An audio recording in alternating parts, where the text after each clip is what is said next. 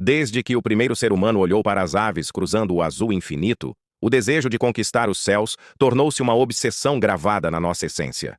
Não era apenas uma questão de transporte, mas um anseio profundo por liberdade e transcendência. O mito de Ícaro, com suas asas de cera que derreteram diante do sol, serviu por milênios como um aviso trágico sobre a arrogância humana, mas o fogo da curiosidade jamais se apagou. De Leonardo da Vinci e seus desenhos de máquinas voadoras até os pioneiros que se lançavam de penhascos com aparatos rudimentares, a história da humanidade é marcada por quedas, sonhos e a teimosia de acreditar que o céu não era um limite, mas um destino. Ao chegarmos na virada do século XX, esse sonho encontrou seu palco perfeito na Paris da Belle Époque. A Cidade-Luz era o coração pulsante do mundo, um caldeirão de efervescência cultural, tecnológica e artística. Entre cafés movimentados e a recém-erguida Torre Eiffel, a eletricidade começava a iluminar as noites e os primeiros automóveis assustavam os cavalos nas avenidas. Havia uma sensação quase elétrica no ar de que o progresso era imparável. Paris não era apenas uma localização geográfica. Era o estado de espírito de uma época que acreditava piamente que a ciência e a engenhosidade humana poderiam resolver todos os mistérios da natureza. É nesse cenário, precisamente no dia 23 de outubro de 1906, que o destino da humanidade estava prestes a mudar no campo de Bagatelle. Uma multidão heterogênea, composta por aristocratas, jornalistas, cientistas e curiosos, aguardava com uma mistura de ceticismo e esperança. No centro do campo, repousava uma estrutura que parecia desafiar a lógica da engenharia da época. Muitos ali presentes duvidavam que aquele emaranhado de bambu e seda pudesse realmente se erguer por meios próprios. O silêncio que precedeu o ronco do motor era carregado de uma tensão palpável. O que estava em jogo não era apenas um experimento técnico, mas a prova de que o homem poderia, enfim, caminhar sobre as nuvens. A figura central desse espetáculo era Alberto Santos Dumont. Ele não era um inventor comum, escondido em laboratórios escuros. Santos Dumont era o herdeiro de uma vasta fortuna do café no Brasil. Um dandy que ditava moda em Paris com seus colarinhos altos e seu inseparável chapéu de abas dobradas. Mas por trás da fachada do aristocrata elegante, batia o coração de um inventor obsessivo e corajoso. Ele já era uma celebridade mundial, aclamado por ter contornado a Torre Eiffel com seus dirigíveis.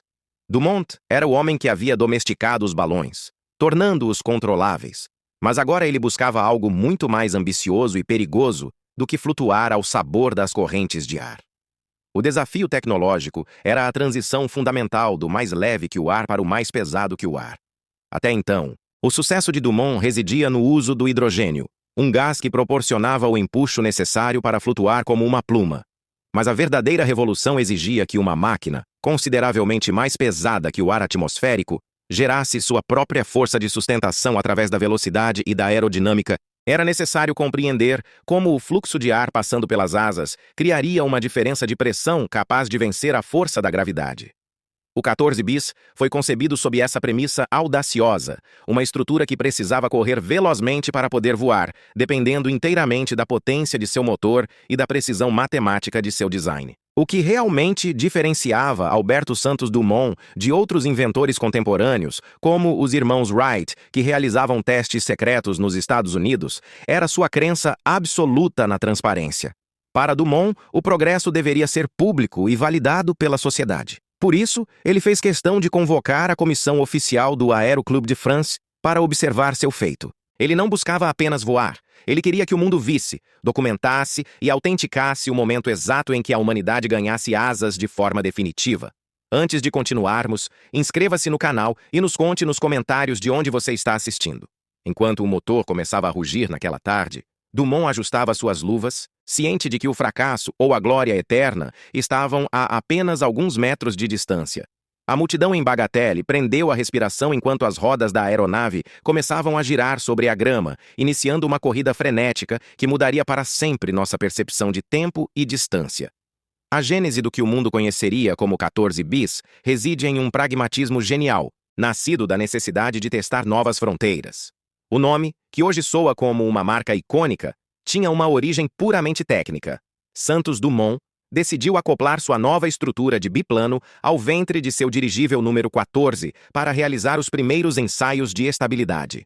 Como se tratava de um anexo, ele o batizou de 14 bis, ou seja, a segunda versão do 14. Essa transição era o elo perdido entre o voo estático dos balões e o voo dinâmico das máquinas motorizadas. Quando o inventor percebeu que a estrutura alada tinha potencial próprio, ele a libertou do dirigível, permitindo que o 14 bis ganhasse sua identidade definitiva como uma aeronave independente, pronta para desafiar a gravidade sem o auxílio do hidrogênio. O design do 14 bis era uma obra da engenharia rústica e sofisticada. Santos Dumont utilizou materiais que equilibravam resistência e extrema leveza, como o bambu, unido por juntas de alumínio e estaiado com fios de aço.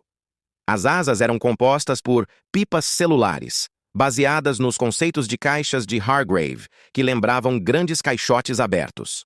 Revestidas com seda japonesa de alta qualidade, essas células proporcionavam uma estabilidade lateral inédita. O avião tinha uma configuração canard, com o leme de direção e profundidade posicionado no nariz da aeronave, enquanto o motor e a hélice ficavam na parte posterior. Era uma máquina visualmente exótica, que parecia flutuar antes mesmo de sair do chão, refletindo a mente inventiva de um homem que não tinha medo de romper com as convenções estéticas da época. No entanto, a estrutura alada de pouco serviria sem um coração potente. Foi aqui que o motor Antoinette de 24 cavalos de potência desempenhou um papel crucial. Este motor de combustão interna era a maravilha da tecnologia francesa, oferecendo uma relação peso-potência que permitia ao 14 bis atingir a velocidade necessária para que o ar gerasse a pressão ascendente sob as asas de seda. Diferente dos motores pesados anteriores, o Antoinette era a peça de precisão que transformava combustível em liberdade. Dumont sabia que a propulsão era o segredo do sucesso, e sua escolha por esse motor demonstrou seu profundo conhecimento técnico sobre a mecânica que movia o novo século.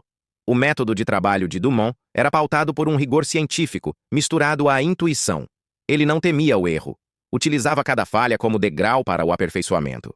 Se uma peça quebrava durante um teste de pista, ele a redesenhava, focando na dirigibilidade e no controle. Ele entendia que voar exigia o comando total sobre a máquina em 3 dimensões. Enquanto muitos se perdiam em teorias, o dandy brasileiro passava horas ajustando cabos no campo de bagatelle, testando o equilíbrio de sua aeronave como um músico afina um instrumento delicado e raro. Essa busca pela perfeição era acompanhada por uma ética raramente vista, a filosofia open source. Santos Dumont acreditava que o domínio do céu deveria pertencer a toda a humanidade. Por isso, ele se recusava a patentear suas criações.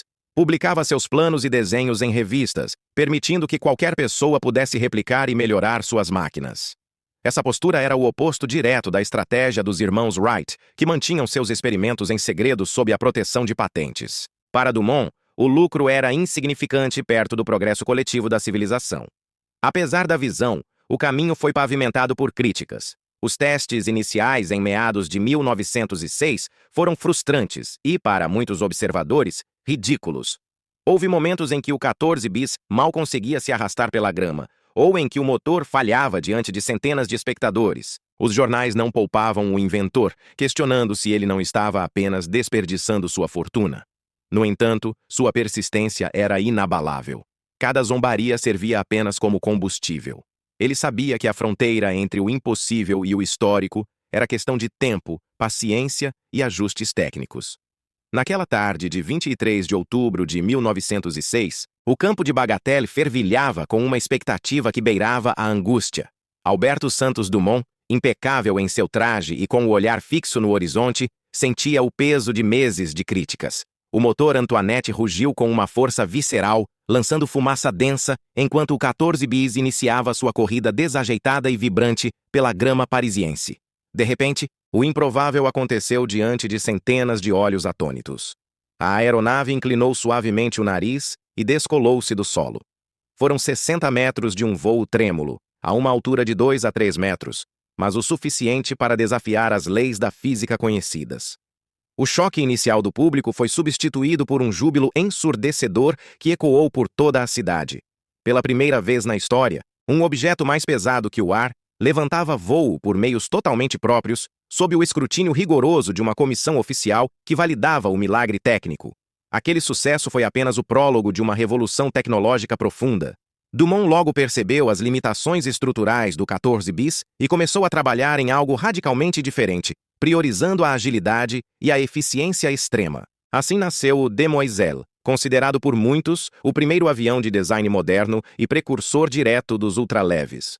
Com sua estrutura elegante de bambu e seda, pesando pouco mais de 100 quilos, a aeronave era tão funcional que o inventor a utilizava para visitas sociais e pequenos trajetos. Fiel à sua filosofia inabalável de bem comum, Alberto disponibilizou as plantas detalhadas dessa aeronave para qualquer fabricante interessado, sem cobrar royalties, tornando-se o primeiro grande designer a democratizar os céus. Para ele, o conhecimento era um presente para a civilização, não um segredo industrial. A história da aviação, contudo, é marcada por uma disputa de narrativas que persiste através das décadas. Enquanto o mundo celebrava Santos Dumont, nos Estados Unidos, os irmãos Wright reivindicavam a primazia do voo desde 1903. O debate reside essencialmente nos critérios de validação e controle. Enquanto os americanos realizavam testes remotos e utilizavam sistemas de lançamento externos como catapultas e trilhos, Dumont provou que o homem poderia subir aos céus partindo da inércia absoluta, apenas com a potência de seu motor, sob a luz do sol e o testemunho direto da imprensa. Para historiadores e entusiastas, o dandy brasileiro não apenas voou, mas demonstrou a viabilidade prática da aviação como um transporte público, independente de infraestruturas fixas de lançamento. Entretanto, o brilho dessas conquistas logo seria obscurecido pelas sombras do conflito armado. O inventor, que via no avião um instrumento de fraternidade e união, assistiu com profundo horror ao início da Primeira Guerra Mundial. Ver sua criação ser transformada em uma plataforma para despejar bombas e ceifar milhares de vidas humanas destroçou sua saúde mental. O homem que sonhou com a harmonia dos povos através do azul infinito viu o céu tornar-se um campo de extermínio sangrento. Essa tristeza profunda, agravada por problemas de saúde física debilitantes, levou Dumont a um isolamento melancólico em seus últimos anos. Sua trajetória terminou de forma trágica, mas seu sacrifício emocional revelou o peso da responsabilidade que o progresso técnico impõe à consciência de seus criadores. O legado deixado pelo brasileiro está presente hoje em cada aeroporto e em cada viagem comercial que sustenta a economia global. Santos Dumont permitiu a globalização muito antes de o termo ser cunhado, encurtando distâncias geográficas que antes levavam meses para serem vencidas por mar ou terra. Ele mudou permanentemente nossa percepção de tempo e espaço, transformando o vasto planeta em uma aldeia conectada e acessível. Sua coragem e seu desprendimento nos ensinam que o verdadeiro gênio não busca o lucro pessoal, mas a evolução da espécie humana. Ao olharmos para o céu riscado por jatos modernos, devemos recordar do dandy, que com bambu, seda e um motor de 24 cavalos, desafiou o impossível para nos dar asas definitivas. Qual será a próxima fronteira que hoje julgamos intransponível, mas que amanhã será apenas mais um caminho aberto pela audácia do espírito inventivo humano?